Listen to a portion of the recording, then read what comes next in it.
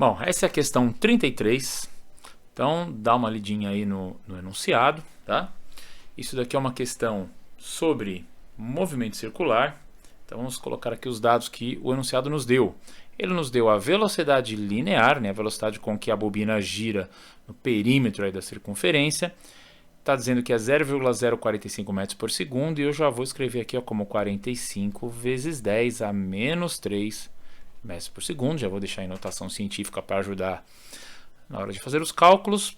E aí ele diz o que também que a bobina tem um diâmetro de 6 centímetros. Beleza. O que ele quer é o tempo de uma volta. Tempo de uma volta, gente, é o que a gente chama de período, né? O que ele quer é o período. Lembro que o tempo que qualquer movimento circular demora para dar uma volta completa numa circunferência, a gente chama de período. Então nós precisamos buscar aqui o período em segundos. Então vamos lá, o que a gente tem aqui para usar de equação, tá? Então logo de cara o que me vem à mente é a equação que faz essa relação entre velocidade linear e velocidade angular, que é velocidade linear igual a velocidade ômega angular vezes o raio. Outra coisa também que me vem à mente, como nós precisamos calcular o período, é reescrever a velocidade angular como 2π, que é uma volta completa em ângulos radianos, tá? Lembre-se que velocidade angular a gente usa radianos e não graus, tá? Dividido pelo tempo, que é o período, né? Então aqui ó, o ΔΦ, né? Variação angular aqui, uma volta completa, 2π, lembra que é 0, π sobre 2, π, 3π sobre 2, 2π, né? Uma volta completa aqui.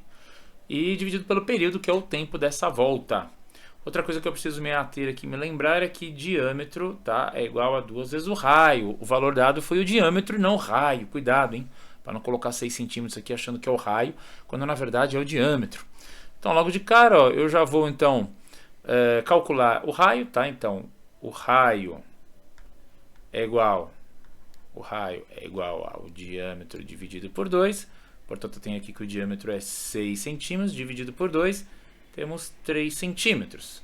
Já vou transformar em metros, 3 vezes 10 a menos 2 metros. Então, já tenho aqui a primeira continha, tá? Agora vamos aplicar a fórmula aqui de velocidade linear, né? Essa relação velocidade linear, velocidade angular. Então, velocidade linear é igual, já vou substituir o ômega por 2π sobre t. Então aqui fica 2π sobre o período vezes o raio. Como eu quero o período, então já vou deixar o período aqui isoladinho. Ele vai passar multiplicando e a velocidade vai passar dividindo. Então fica 2π sobre velocidade vezes o raio. Pronto, não tem mais nenhuma álgebra para fazer. Agora é só substituir por valores. Período é igual a 2 vezes. Vamos colocar π como 3, tá? Vamos dar um valor de 3, não precisa ser 3,14 aqui. Vamos colocar 3, o enunciado não fala nada, mas vamos de 3, tá? O raio é 3 vezes 10 a menos 2, e tudo isso dividido pela velocidade, que é de 45 vezes 10 a menos 3. Vamos lá, fazendo as continhas aqui, ó. Então vamos primeiro multiplicar os fatores aqui que não são potências. 2 vezes 3 é 6, 6 vezes 3 dá 18, então fica 18 por 45. Aí teremos 10 a menos 2 dividido por 10 a menos 3. Agora, ó, simplificando aí 18 e 45, tá? Nós vamos chegar aí a 0,4, tá? Vai dar 2 quintos. Então 0,4 vezes 10 a menos 2 menos 3, né? Então a gente vai dividir potências, mantém a potência, subtrai os expoentes e finalmente a gente vai ter um valor de 4 segundos. É o tempo que vai demorar para essa bobina dar uma volta. Tá, então vamos lá, aqui 4 segundos, o período, portanto é a opção C. Bom, essa é a questão 34. Essa questão é uma questão de estática do corpo extenso, onde nós temos aqui um braço daquelas vitrolas mais antigas, né, que usa uma agulha, né, o tal do disco de vinil. Então nós temos aqui o braço e o exercício aqui, o enunciado dá várias informações aqui. Então nesse desenho aqui nós podemos ver o seguinte, ó, que esse PB aqui é o peso, tá, desse lado aqui do braço, tá? Então aqui nós temos, tá, o peso de B, aqui nós temos o peso de C e ele nos dá também o valor aqui da normal, né? Então ele diz que o peso de C vale 1,5 newtons, ele diz que o peso de B vale 0,3 newtons. Perceba que a seta aqui é um pouquinho menor, né? O vetor é menor. E aqui a normal é 1,8. Mas nós entendemos que a força normal é exatamente a força que está sendo feita aqui no polo, ó, de giro. Então o que acontece? Para que ele fique em equilíbrio, o que significa o braço ficar em equilíbrio? É ele não ter torque nem aqui no sentido horário e nem no sentido anti-horário. Como assim torque? É aquela força de giro, né, que faz o objeto aqui girar num eixo. No caso aqui, esse eixo O aqui no polo, tá? Exatamente aonde está aqui, ó, né, o ponto O. Então nós temos aqui, ó, ele poderia ter um giro, tá, no sentido horário. Ele poderia ter um giro aqui no sentido anti-horário. Para que isso não aconteça, tá, nós vamos ter que fazer uma somatória de momentos igual a zero. Mas o que é momento? Momento é que nós chamamos de braço de força, tá? Ou torque, né? Onde nós colocamos aqui um produto da força pelo braço de força. Quem que é o braço de força aqui? Vamos trocar a cor, tá? Então aqui, ó, nós temos esse braço de força aqui, ó, da força PB, né, que nós vamos chamar de DB, e nós temos esse outro braço de força aqui, que é a distância, tá, DC, ou seja, a distância que a força que está sendo aplicada se encontra do eixo, né, do polo aqui do eixo de giro, tá? Beleza, então a somatória desses dois momentos tem que dar zero, nesse caso a barra aqui fica em equilíbrio. Então nós precisamos primeiro adotar um sentido positivo, tá? Então vamos adotar o horário como positivo e o anti-horário como negativo. Beleza, então vamos fazer aqui a somatória. Então aqui, ó, o momento, tá, da força B mais o momento da força C tem que ser igual a zero. Ou então podemos fazer o momento, como só temos as duas forças, poderíamos fazer o momento de B igual ao momento de C, sem problema. Então vamos lá, o que é momento de B? É menos, né, peso de B. Por que menos? Porque nós adotamos ao lado para onde estaria girando o peso de B, nós adotamos como negativo. Então é peso de B vezes braço de força de B, tá? Mais peso de C vezes o braço de força de C. Tudo isso igual a zero. Então vamos lá. Quanto vale o peso de B? É 0,3, mas esse sinal que está para fora, mas tudo bem. 0,3 vezes o braço de B, que é dado aqui no desenho, ó, 12 centímetros. Mais o peso de C vale 1,5 newtons e é exatamente o braço de força de C, que ele chamou de D maiúsculo aqui, né, que nós queremos encontrar. Beleza. Então aqui, ó, 0,3 vezes 12 vai dar 3,6. Já vou passar ele para o outro lado negativo, então fica 3,6 igual a 1,5 vezes braço de força de C. Continuando aqui, então vai ficar braço de força de C é igual a 3,6 dividido por 1,5 e facilmente dá para fazer essa conta e chegar a resultado de 2,4 centímetros, tá? Então, ó, D é igual a DC, que é igual a 2,4 centímetros. Portanto,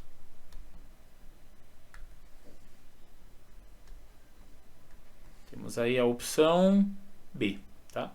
2,4 centímetros. Bom, esse aqui é o exercício 35, né? Questão 35, super simples. É uma questão sobre pressão.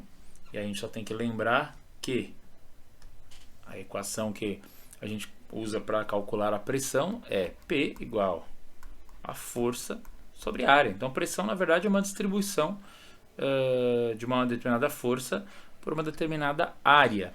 Ele nos deu aqui os dois valores, né? Então, para a gente, a força é essa força normal de 2 vezes 10 a menos 2. E a área área A ou S, tanto faz, tá? É 1,6 vezes 10 a menos 3 milímetros quadrados. Aqui é Newton. Então, para poder dividir aqui Newton por milímetro quadrado, eu tenho que transformar esse cara aqui em metros quadrados, tá? Então, como é que eu vou fazer isso? Perceba que 1,6 vezes 10 a menos 3 não está elevado ao quadrado. Quem está elevado ao quadrado é o milímetro, tá? Então, milímetro, né, o mili é 10 a menos 3 metros ao quadrado. Então, é só eu elevar aqui o 10 a menos 3 ao quadrado. Então, potência de potência multiplica os expoentes. Então, eu vou ter aqui 10 a menos 6 metros quadrados. Finalmente, esse valor aqui, então, vai dar 1,6 vezes 10 a... Ele já era menos 3, com mais esse 10 a menos 6, vai dar 10 a menos 9 metros quadrados. Agora sim, temos valores em newtons, valores em metros quadrados. Podemos terminar aqui o cálculo. Então, pressão é igual a 2 vezes 10 a menos 2, dividido por 1,6 vezes 10 a menos 9. A gente pode até fazer uma brincadeira aqui para ficar um pouco mais simples, para simplificar essa fração. Podemos fazer 2 vezes 10 a menos 2. Aqui a gente pode fazer 16, tá? Aumentar aqui uma casa e diminuir um expoente. Fazer 16 vezes 10 a menos 10, tá? Então diminui aqui um expoente. Porque aí para simplificar 2 por 16 fica fácil. A pressão será igual a 1/8. 10 a menos 2 vezes 10, né? A menos 2 menos 10. Finalmente, tem uma pressão igual a 1/8 dá 0,125. 2 menos 10 dá 10 elevado a 8. Temos aqui uma pressão em Pascal, tá? Ou Newton por metro quadrado. Mas perceba que as respostas estão em ATM, em atmosfera, tá? Então, para transformar, e ele nos dá aqui 1 ATM igual a 1 vezes 10 a quinta Newton por metro quadrado, ou Pascal, tá? Então, fazendo aqui, é só a gente dividir, tá? Essa pressão que nós temos aqui, de 0,125 vezes 10 a oitava, dividido por 10 a quinta, né? Porque 1 vai dividir, vai ficar isso mesmo. Aí nós teremos aqui, 0,125 vezes 10 a terceira ATM. Para deixar em notação científica certinho, pressão igual a 1,25 vezes 10 ao quadrado, tá? ATM. Então, a resposta para a gente é a opção D, 1,25 vezes 10 a 2 ATM. Então, essa é a questão 36, uma questão extremamente simples e fácil, né? Como costumo falar para os meus alunos, quem é meu aluno sabe, né? It's a gift to you, né? Isso aqui é um presentaço, né? Que é muito fácil. Vamos lá. Então, aqui é um exercício sobre força de atrito cinética, né? Então, a gente precisa só lembrar. Então, ele deu aqui a força de atrito, que é de 8 vezes 10 a menos 3 newtons. Ele deu aqui a força normal, né, que é a agulha aí da exerce no disco, que é 2 vezes 10 a menos 2 newtons. Ele quer o coeficiente de atrito, tá, entre a agulha e o disco. Coeficiente de atrito cinético porque, né, a agulha está em movimento, né, em relação ao disco. O disco já está girando e tocando, tá? Então, simplesmente é só nós aplicarmos aqui então a equação de força de atrito, que diz que força de atrito é igual a coeficiente de atrito entre duas superfícies e a força normal que existe entre elas, tá? Então, fazendo a álgebra, o coeficiente μ, lembrando que isso daqui é uma letra grega, tá? A letra μ é igual a força de atrito dividido pela normal. Finalmente, a nossa força de atrito é 8 vezes 10 a menos 3.